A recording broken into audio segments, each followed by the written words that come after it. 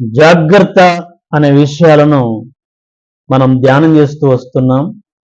మొదటి పార్టులో దేవుణ్ణి వెతికే విషయంలో జాగ్రత్త ఉండాలని యోబు గ్రంథము 8వ అధ్యాయము 5, 6, 7 వచనాల్లో మనం చూశాం.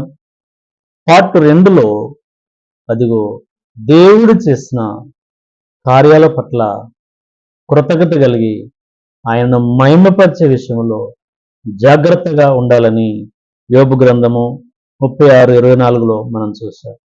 పార్ట్ 3లో ఏ విషయంలో మనం జాగ్రత్త ఉండాలో ఇక్కడ మనం చూస్తున్నాం. చూడండి, అదే యోబు గ్రంథము 36వ అధ్యాయము 18వ వచనంలో చూసినట్లయితే మోసపోకుండా మనము జాగ్రత్తగా ఉండాలి అనే సంగతులు మనం చూస్తాం.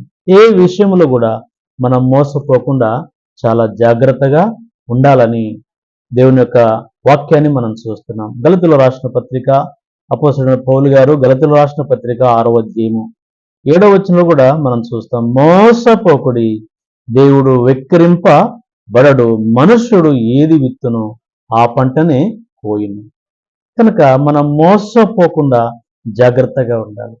ప్రభు సన్నిధిలో ఆరాధన చేయకపోవడమే ఒక రకంగా మనం మోసపోయినట్లే. ప్రభుకు ఇవ్వకపోవడము మోసపోయినట్లే. ప్రభు సన్నిధిలో గడపకపోవడము మోసపోయినట్లే.